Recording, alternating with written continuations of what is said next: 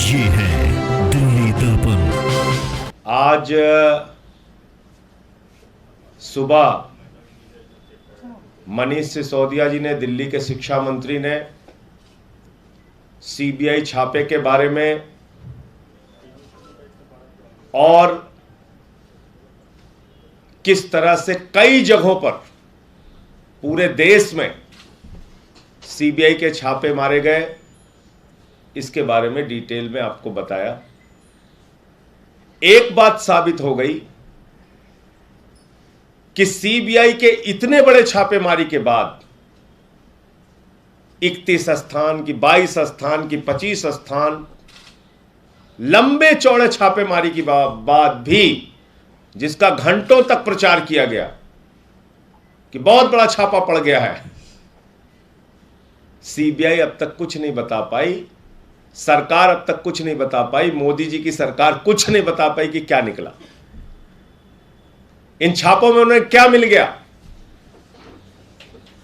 कहां से करोड़ों की बरामदगी हो गई, कहां से सोना मिल गया, कुछ उनको पता नहीं चल पाया। दूसरी बात, एक्साइज पॉलिसी को लेके एक एक चीज करके साफ तस्वीर सामने रखी गई कि उसमें दूर दूर तक कहीं कोई हेरा फेरी नहीं की गई। लेकिन वही रटाया रटाया बयान भाजपा के लोग बार बार बोल रहे हैं। एक ही रटा रटाया बयान, 144 करोड़ की माफी, 30 करोड़ की माफी। अरे उसकी असलियत तो जानो,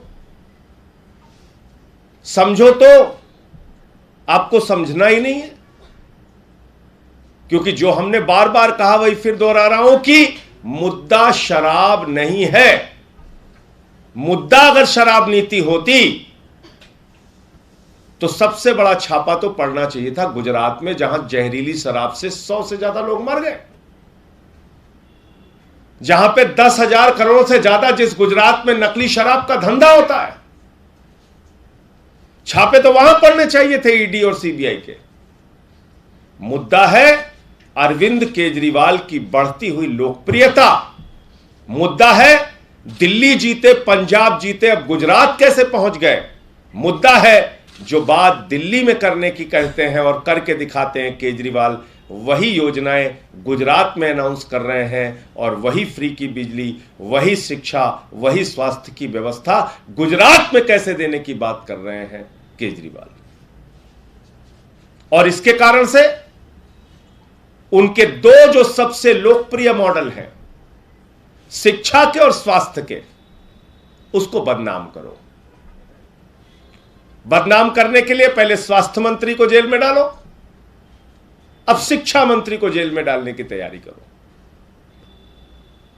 और कल मैं भाजपाइयों की बौखलाहट देख रहा था, सारे के सारे भाजपा के नेता ऊपर से लेकर नीचे तक हैरान थे। न्यूयॉर्क टाइम्स में कैसे छप गया केजरीवाल के शिक्षा मॉडल का पूरा मामला, न्यूयॉर्क टाइम्स में कैसे छप गया मनीष सिसोदिया की शिक्षा क्रांति, कैसे ये फोटो छप गई। अरे न्यूयॉर्क टाइम्स को तो छापना ही नहीं चाहिए था। और जानते क्या कह रहे थे टीवी चैनल पे, कह रहे ये न्यूयॉर्क टाइम्स तो जो है वो देश के खिलाफ खबरें लिखता है। न्यूयॉर्क टाइम्स तो ऐसा अखबार है जो भारत के खिलाफ कुछ लिखता ही नहीं। तो मुझे एक खबर मिल गई इसी न्यूयॉर्क टाइम्स की। ये क्या लिखा हुआ है, Narendra Modi's rise in India. ये किस में छपा हुआ है, न्यूयॉर्क टाइम्स में। कब, 2013 में। और 2019 में इसी न्यूयॉर्क टाइम्स में हमारे देश के प्रधानमंत्री जी आर्टिकल लिखते हैं, और उनके ट्रॉल, उनकी आईटी सेल की आर्मी, आपको याद होगा ये फर्जी फोटो चलाई थी उन्होंने, चलाई थी नहीं चलाई थी, एक फर्जी फोटो चलाई कि नरेंद्र मोदी जी की तारीफ कौन कर रहा है, न्यूयॉर्क टाइम्स कर रहा है। उसके बाद न्यूयॉर्क टाइम्स ने खंडन छापा कि नहीं साहब, हमने मोदी जी के बारे में ऐसा कुछ नहीं लिखा जैसा उनकी आर्मी चला रही है, आईटी सेल की फौज चला रही है। तो नरेंद्र मोदी जी, आपके बारे में न्यूयॉर्क टाइम्स अगर खबर ना लिखे तो आप झूठी खबर फोटो एडिट करके अखबार में एक फेक खबर बना के उसको चलवाते हैं अपनी ट्रोल आर्मी से, और उसको कहते हैं कि देखिए देखिए मोदी जी की लोकप्रियता कितनी बढ़ रही है। और असली फोटो जो मनीष सिसोदिया की छपती है न्यूयॉर्क टाइम्स में, केजरीवाल के शिक्षा मॉडल की असली चर्चा जो न्यूयॉर्क टाइम्स में होती है, उसको मानने के लिए तैयार नहीं हो रहे आपके लोग। इतनी नफरत क्यों है दिल्ली के बच्चों से, दिल्ली के टीचर्स से, दिल्ली की शिक्षा से इतनी नफरत क्यों है आप लोगों के मन में? मैं भाजपाइयों से पूछना चाहता हूं, इतनी नफरत? जिस न्यूयॉर्क टाइम्स में अपनी खबर छपवाने के लिए लालायित रहते हो, और 2013 में एक खबर छपी भी है मोदी जी के बारे में, जिसको आप बता रहे थे कि वो हमेशा भारत के खिलाफ लिखता है, उसको आप मनीष सिसोदिया की खबर पे छपने पे नहीं मानते। दूसरी चीज, आपको क्या लगता है इस तरह की सीबीआई से, ईडी से, बंदर घुड़कियों से आम आदमी पार्टी रुक जाएगी क्या? अरविंद केजरीवाल जी रुक जाएंगे क्या? उनका भारत को दुनिया का नंबर 1 देश बनाने का सपना और मिशन रुक जाएगा क्या? नहीं रुकने वाला है मोदी जी। और आपने तय कर दिया, यह लड़ाई छेड़कर, आपने तय कर दिया यह जंग छेड़कर कि 2024 की लड़ाई मोदी बनाम केजरीवाल होगी, क्योंकि लोग पूछते थे मोदी बनाम who, Modi versus who, Modi के खिलाफ कौन? तो आपने खुद जवाब दे दिया, आपकी पूरी पार्टी ने जवाब दे दिया कि मोदी के खिलाफ अरविंद केजरीवाल। 2024 की लड़ाई मोदी वर्सेस केजरीवाल, 2024 की लड़ाई आम आदमी party versus Bharatiya Janata party.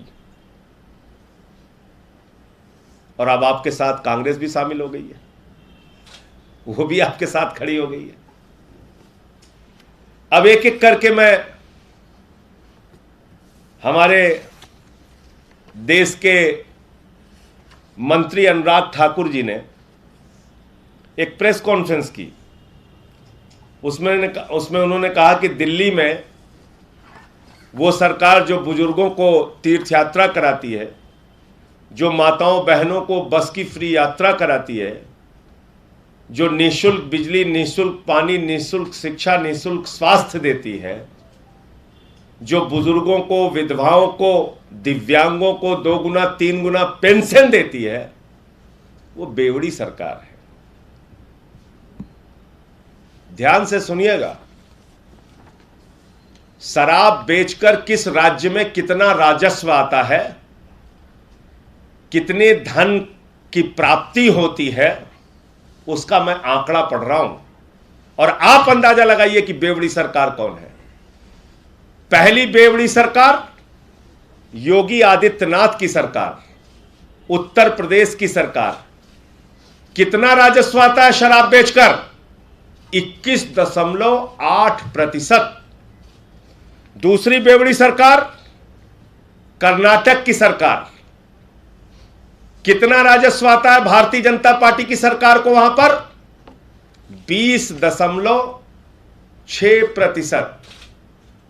तीसरी बेवड़ी सरकार मध्य प्रदेश की शिवराज सिंह की सरकार।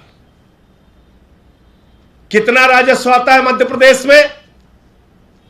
19.9% शराब बेच के बेवड़ों की पूरी फौज खड़ी करते हो और दिल्ली की सरकार को बदनाम करते हो। सारे भाजपा शासित राज्यों में दारू पिला पिला के 22%, 20%, 19% रेवेन्यू इकट्ठा कर रहे हो और बता रहे हो कि यह बेवड़ी है। खोज की जाए क्या कितने बेवड़े घूमते हैं भाजपा में, कौन कितने बजे दारू पीना शुरू करता है और कब खत्म करता है। चर्चा करोगे इसके ऊपर? बताइए आप, योगी आदित्यनाथ जी की सरकार 22% राजस्व शराब बेच के कैसे पैदा करती है? बताइए मध्य प्रदेश की सरकार 20%, 21% रेवेन्यू कैसे पैदा करती है? कर्नाटक की सरकार कैसे पैदा करती है 21% रेवेन्यू? और भी तमाम राज्यों के दिए हुए हैं। तेलंगाना में है 15%, आंध्र प्रदेश में है 11%, राजस्थान में है 14%, तमिलनाडु में है 5.8%, हरियाणा भारतीय जनता पार्टी की खट्टर की सरकार, कितना रेवेन्यू आता है यहां पे? कितना रेवेन्यू आता है? 13.7%, 14%। यह हरियाणा की खट्टर की बेवड़ी सरकार। आप टीवी पे बैठ के, चैनल पे बैठ के, प्रेस कॉन्फ्रेंस करके कुछ भी बोले जा रहे हैं। 144 करोड़ माफ किया तो मनीष सिसोदिया को कितना मिला और इनको कितना मिला? अरे कुछ अता पता है? ये साउथ एमसीडी का अकेले में पढ़ रहा हूं, और पूरे एमसीडी का मिला के लोगे तो कोरोना के समय में करीब करीब टोल का 85 करोड़ रुपए माफ किया एमसीडी ने। 85 करोड़ रुपए। एक भी ईडी, एक भी सीबीआई गई एमसीडी के पास, पकड़ा एमसीडी के अधिकारियों को, पूछताछ हुई बीजेपी के नेताओं से। टोल वालों ने कहा भाई कोरोना के समय में लोग निकले नहीं, हमारा माफ कीजिए लाइसेंस फीस। 85 करोड़ रुपए एमसीडी ने माफ किया। फिर आउटडोर एडवर्टीजमेंट के लोग, वो गए एमसीडी के पास, उन्होंने कहा अरे भैया हमारा तो जो विज्ञापन लगा था उसको लोग देख ही नहीं पाए क्योंकि कोरोना लगा हुआ था, लोग निकले नहीं घर से। तो कितना माफ किया मालूम है? 100 करोड़ रुपए। कितना हो गया? 185 करोड़ रुपए। इसी तरीके से रेलवे ने माफ किया है, मध्य प्रदेश की सरकार ने माफ किया है, कर्नाटक की सरकार ने माफ किया है, हरियाणा की सरकार ने माफ किया है। ये सारे डिटेल अभी आपको दे देता हूं, चलाइए, दिखाइए अपने चैनल पे। कुछ भी बोले जा रहे हैं। 9,500 करोड़ रुपए के लाइसेंस फीस से 144 करोड़ रुपए माफ किया गया, लगभग 1.5%। तो वो महाभ्रष्टाचार हो गया, वो भी कोरोना के कारण। क्योंकि जिन लोगों को लाइसेंस मिला था उन्होंने कहा भाई कोरोना में हमारी दुकानें बंद रही, सबको राहत मिल रही, हमें भी लाइसेंस फीस माफ कर दीजिए। तो कह रहे भ्रष्टाचार हो गया, बहुत बड़ा भ्रष्टाचार हो गया। और 785 करोड़ रुपए के ठेके से, टोल के ठेके से 85 करोड़ रुपए माफ कर दिया गया, लगभग 10%। तो वहां कोई पूछताछ नहीं, वहां कोई भ्रष्टाचार नहीं हुआ। 5 लाख करोड़ रुपए चंद पूंजीपतियों का टैक्स घटा के आपने छूट दी उनको। मैं पूछना चाहता हूं 5 लाख करोड़ में कितना बीजेपी को कमीशन मिला?